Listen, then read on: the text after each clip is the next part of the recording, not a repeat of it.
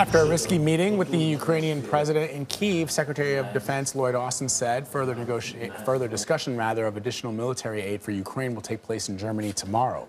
Meanwhile, President Biden is expected to nominate veteran U.S. diplomat Bridget Brink to serve as ambassador to Ukraine. Yuriy Sak is advisor to Ukraine's Minister of Defense. He's with us now to talk more about yesterday's meeting.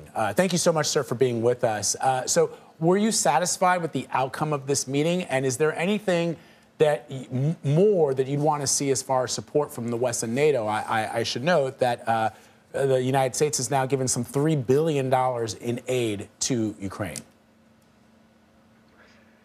Yes, exactly. This meeting, this visit, was extremely important for Ukraine because it sends a signal across the international arena to our partners as well as to our foes that Ukraine is not alone in this aggressive war against the tyranny.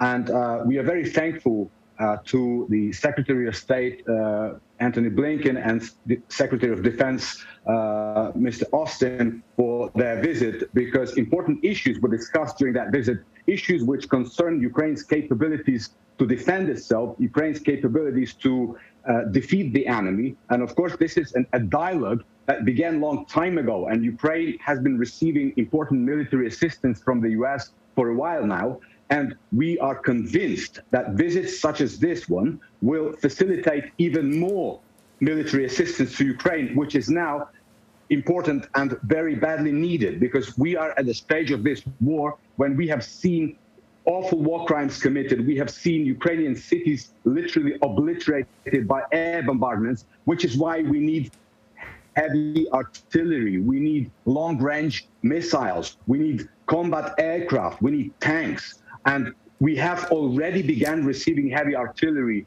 155 millimeter, which is important because, you know, there is a difference when our soldiers have to target the enemy tanks from the distance of 700 meters and when they can do that from 40 kilometers, which allows them to do artillery and howitzers. So from this perspective, this meeting is a continuation of an important dialogue with our strategic partner, the United States of America, and we are grateful to the people of the U.S., we are grateful to the Congress of the U.S., to the Senate of the U.S., and of course to the U.S. President for supporting Ukraine in these difficult times.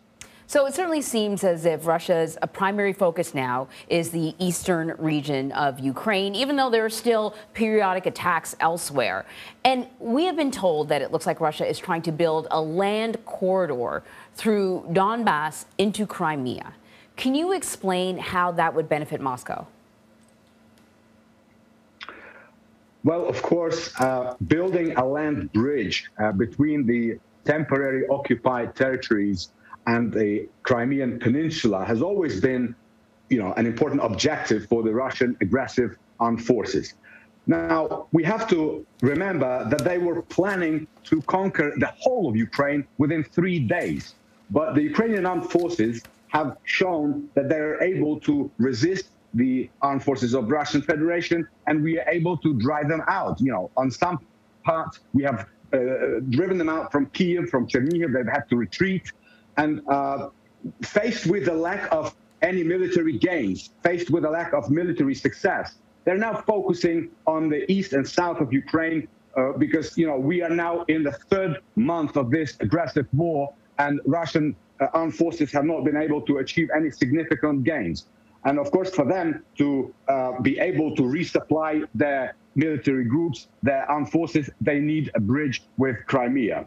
Now, what has to be noted here, and this is very important, is that while some of the cities, such as Kherson, such as Melitopol, in the south of Ukraine, are temporarily occupied by the Russian aggressor, the population of those cities does not support the aggressors. People are still demonstrating in the streets. People are opposing Russia's attempts to hold the so-called referendums and announce new republics in those regions the way they did in the east of Ukraine in 2014. So while it is important for Russia to try to build that bridge, Ukrainian armed forces and the Ukrainian people will do everything we have to regain control over these territories and to reinstall peace there. And of course, I will repeat once again, for this to happen, we need to receive more military assistance. We need to receive more heavy weaponry. Let's turn now to the Western Front. Have you seen or heard of more evidence of alleged war crimes committed by Russian forces there?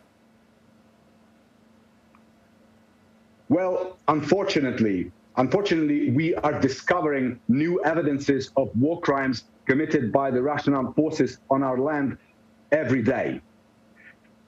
As the cleaning operations take place and cities are examined, evidence is being very carefully collected for the future tribunals, because there is hardly any war crime that was not committed by the Russian armed forces in Ukraine today. And unfortunately, this is still ongoing, and we will still see more of such evidence as we liberate our cities. You know that the most difficult situation perhaps today is in the city of Mariupol. It's a city which was inhabited by 500,000 people before the war began. At the moment, there is only 100,000 left there, and those people are trying to evacuate, and they cannot because they're not allowed. But from what we understand from the witnesses who managed to escape to safety from Mariupol, the situation there is worse than it was in Bucha, in those cities which are nearby Kyiv. You know, the number of casualties there is staggering, and we will document every single war crime committed on our land. And as our president has said it many times, we will find and prosecute every war criminal, and we will have justice done with respect to every victim of these crimes. Yuriy Sak, thank you so much. Thank you very much for inviting me.